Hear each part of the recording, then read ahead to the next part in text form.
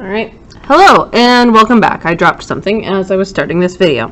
Okay, today I want to talk about extrema on an interval. Well, what are extrema? If we're looking at a function, an extrema is basically minimum and maximum values on a function. Okay, that's it. Extrema, they're the extreme values at minimum and maxima, and this is the plural. Extremum is our singular, and we have two different types of extrema. We have relative extrema and absolute extrema.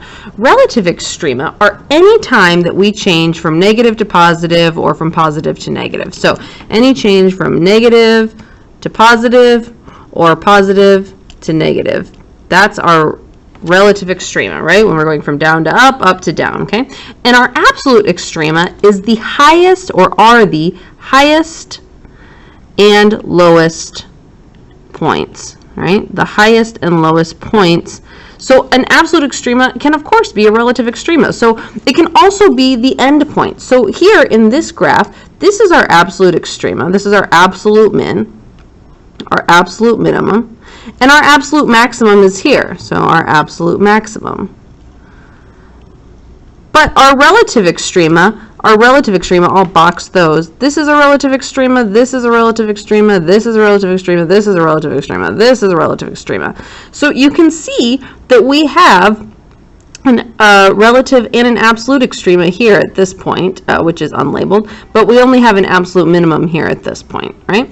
So I want to just point that out to you because we're going to be using it you'll be asked to identify them in calculus quite a number of times, but we can also talk about where these occur. Well, these occur at critical numbers. What is a critical number? A critical number is an x value of the function where basically where x equals c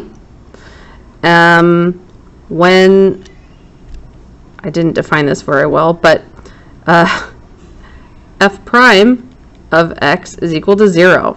Okay, it's just basically when the slope is 0, and you can see that here, right? If we drew slopes here, we know that we're going to have slopes of 0, right? So that's what's happening at critical numbers. But also here would be a slope of 0, here would be a slope of 0.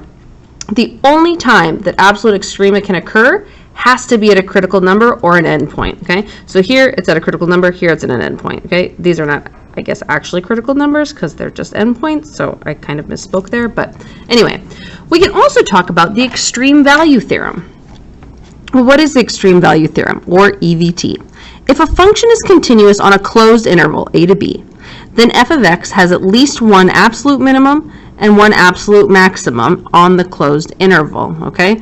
So does the extreme value theorem apply? You're going to be asked that. Here we have f of x is equal to 2x minus 3 over x minus 2 on the closed interval -4 to 4, okay? So does this apply? It does not apply. Why? Think about this. Why does it not apply? It does not apply because it's not continuous. Not continuous at x equals 2. So we can't apply the extreme value theorem. Well, let's look at our next one. Here we have g of x is equal to e to the x minus 2 plus 1. Is it going to apply here? From -5 to 5. Well, yes, it's continuous. So yes, it will apply. Does it apply? Yes, it's continuous for all the reals there in between that interval. So yeah, it's going to work. What about here? H of x is equal to x times the square root of x plus 2 from the interval from -6 to 6. Well, this is only continuous for x is greater than or equal to -2, right? Because if I had something less than -2, I'm going to have a big problem there. So no, this does not apply either. All right, so hopefully that makes sense. Let's do some examples here. We want to find the absolute extrema of the function on the given interval, provided that the extreme value theorem is applicable. So if not, we're going to justify why. here we have f of x is equal to 8x cubed minus 3x squared minus 9x plus 2. We know that these absolute extrema have to occur at critical points or at endpoints. So first thing I'm going to do is first I'm going to find my derivative. So I have f prime of x is equal to 24x squared minus 6x minus 9. And I'm going to actually take out a 3, I guess. So that's equal to 8x squared minus 2x minus 3. And I'm going to set this equal to 0, okay? So if I factor this out, first I divide by 0, but I'm going to get 4x minus 3 times 2x plus 1 is equal to 0. So I know x is going to be equal to 3/4, or x is going to be equal to negative 1/2. Cool. Well, now I need to actually test these points. So I'm going to make a chart. So I've got my x and my f of x. Okay. So my x's that I'm going to test are going to be negative 1, because I need to test my endpoints too, 2, 3/4, and negative 1/2. And all I'm going to do is put these in for f of x. So f of negative 1 is going to be equal to 8 minus, that should be a negative 8, minus 3 plus 9 plus 2. So 8, 9, 10, negative 11 plus 11 looks like it's going to be 0, right? So negative 1, 0. And then if I do f of 2, I'm going to get 64 minus 12 minus 18 plus 2, which I think is going to be 36. Okay. And I'm going to use my calculator for this one. I'll pause for a second while I type this. Okay, I got f of 3/4. I just used my calculator, but I got negative 3.0625. I guess I could write that as a fraction. It's like negative 49/16. But that doesn't really help me too much. And then negative 1/2. I'll pause again. Okay, I didn't film this, but I did negative 1/2.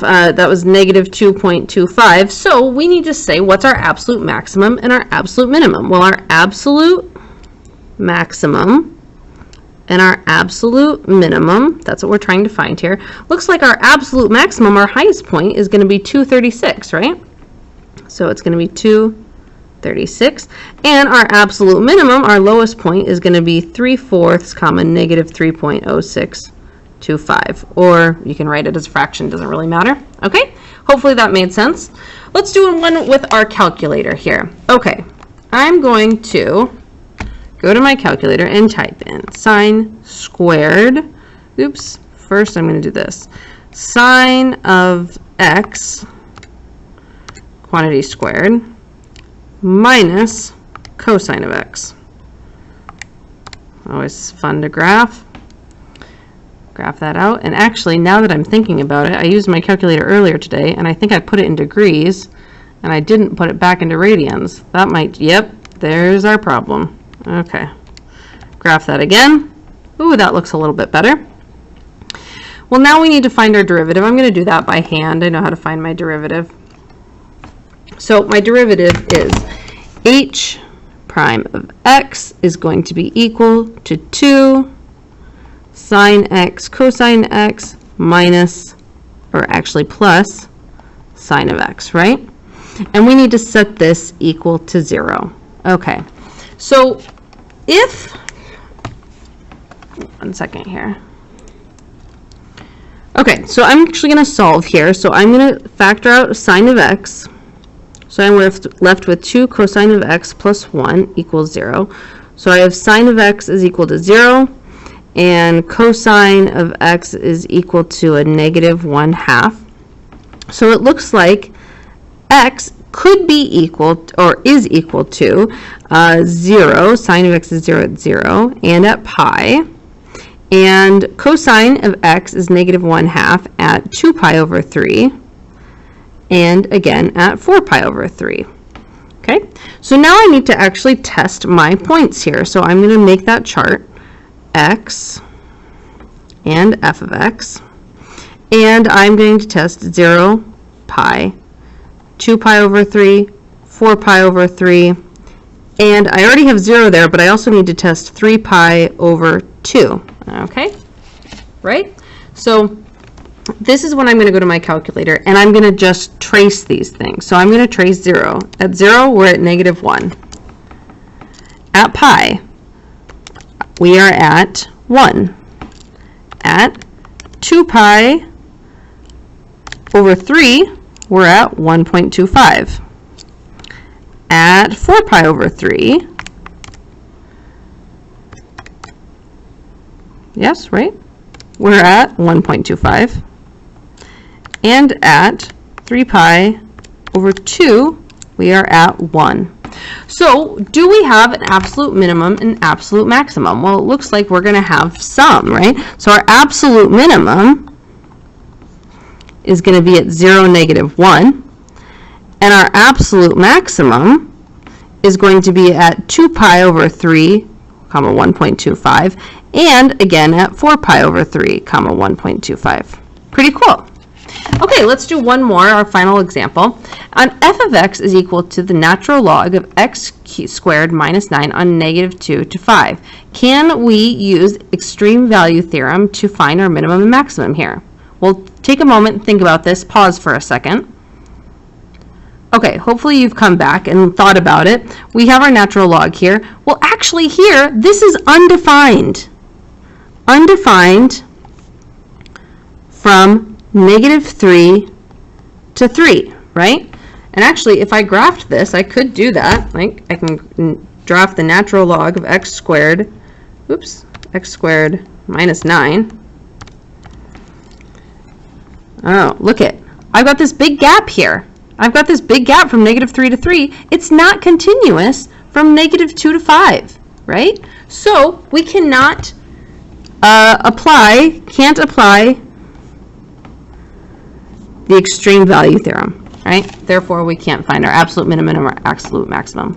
All right, hopefully all of that made sense. If you have questions, leave them in the comments, and I look forward to seeing you in class. Bye.